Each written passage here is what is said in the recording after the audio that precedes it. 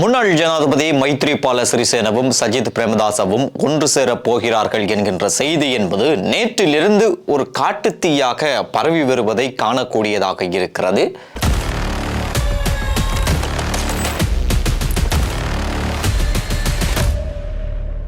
இந்த செய்தி பரவி வருகின்ற நிலையில் நேற்று நுகேகுடையில் மைத்ரிபால சிறிசேன அவருக்கு நெருக்கமான சில நண்பர்களோடு ஒரு கூட்டத்தை நடத்தி இருக்கிறார். இந்த கூட்டத்துக்கு வந்த ஒரு சிலர் மைத்ரிபால சிறிசேனவிடம் இப்பொழுது நாங்கள் என்ன செய்ய போகிறோம், அடுத்து வரும் நாட்களில் நாங்கள் என்ன வகையாக போகிறோம் என்கின்ற விடயங்களை கேட்க மைத்ரிபால சிறிசேன இந்த இடத்திலே சஜித்தை பற்றி அதிகம் பேசியதாக கேள்விப்படுகிறோம். அதே நேரம் சஜித்தை புகழ்ந்து தள்ளியதாகவும் கேள்விப்படுகிறோம். இவ்வாறு மைத்ரிபால சிறிசேன சஜித்தை பற்றி புகழ்ந்ததன் காரணமாக மைத்ரிபால சிறிசேன சஜித்துக்கு ஆதரவளிக்க போகிறார். அதை சொல்லாமல் இப்போது வேறு வகையில் சொல்லிக் கொண்டிருக்கிறார் என்பதை அங்கிருந்த அவருடைய நெருங்கிய நண்பர்கள் புரிந்து கொண்டிருக்கிறார்களாம். இதன் அடிப்படையில் அங்கிருந்த ஒரு நண்பர் உடனடியாக விஜயதாச ராஜபக்ஷவுக்கு ஒரு எஸ்எம்எஸ்ஐ அனுப்பியிருக்கிறார். அந்த எஸ்எம்எஸ் அனுப்பியதும் அதே இடத்திற்கு விஜயதாச ராஜபக்ஷ ஓடோடி வந்திருக்கிறார். அங்கு வந்த விஜயதாச ராஜபக்சவுக்கும் மைத்ரிபால சிறிசேனவுக்கும் அவருடைய நெருங்கிய நண்பர்களுக்கும் இடையிலே ஒரு கலந்துரையாடல் ஒன்று அந்த இடத்திலே தொடர்ந்தும் போய்கொண்டிருந்தது. சுதந்திர கட்சியினுடைய வழக்கு என்பது நீதிமன்றத்திலே சென்று கொண்டிருப்பதால் விஜயதாச ராஜபக்ஷ கார் சின்னத்தில் இருக்கின்ற தேசிய ஜனநாயக முன்னணியில் தான் ஜனாதிபதி வேட்பாளராக போட்டியிடுகிறார். ஜனாதிபதி தேர்தலுக்கான கட்டுப்பணத்தையும் அவர் கட்டிவிட்டார். மைத்ரிபால சிறிசேன விஜயதாசவுக்கு இந்த ஜனாதிபதி வேட்பாளர் இதை கொடுத்ததற்கு பிரதான காரணமாக சொல்லப்பட்டதுதான் மைத்திரியினுடைய வழக்குகளை இல்லாமல் செய்வதற்காகத்தான் மைத்திரி இவ்வாறான ஒரு வேலையை செய்தார் என்ற குற்றச்சாட்டும் பலராலும் பேசப்பட்டு வருகிறது. மைத்திரி சொல்லித்தான் விஜயதாச ராஜபக்ஷ கூட அவருடைய அமைச்சு பதவியை ராஜினாமா செய்துவிட்டு வந்தார். எனினும் மைத்ரிபால சிறிசேனவோடு இருந்த பலரும் இப்போது அவரை விட்டு வெளியேறி கொண்டிருக்கிறார்கள்.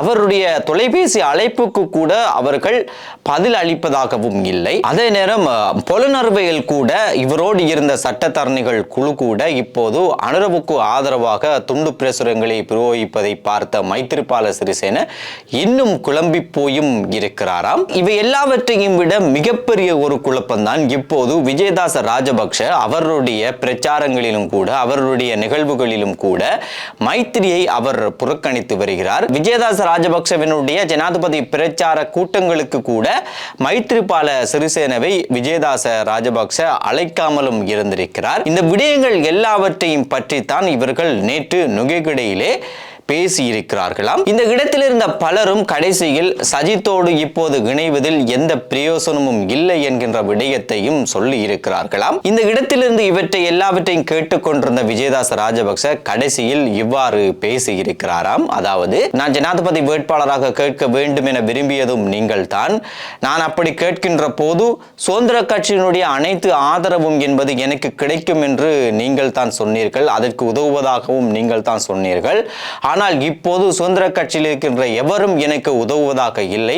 இப்போது நான் தனியாக வேலை செய்து கொண்டிருக்கிறேன். எனக்கு கை சின்னம் கிடைக்காதது ஒரு மிகப்பெரிய பிரச்சனை அல்ல. ஏனென்றால் 1956ஆம் ஆண்டு பண்டாரநாயக்கா கூட கை சின்னத்தில் கேட்கவில்லை, வேறொரு சின்னத்தில் கேட்டுத்தான் வெற்றி பெற்றார். மஹிந்த ராஜபக்ச கூட அந்த நேரம் வெற்றிலையில் கேட்கின்ற போது அந்த கட்சியை உருவாக்கியது நான் தான்.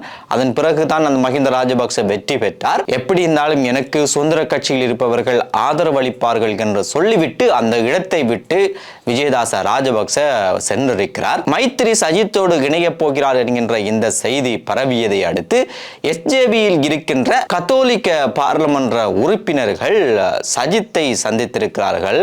சஜித்தை சந்தித்து மைத்திரியை நாங்கள் சேர்க்கவே கூடாது, மைத்திரியை சேர்த்தால் நாங்கள் கத்தோலிக்க வாக்குகளை இழக்க நேரிடும் என்று அவர்கள் சொல்லி இருக்கிறார்கள்.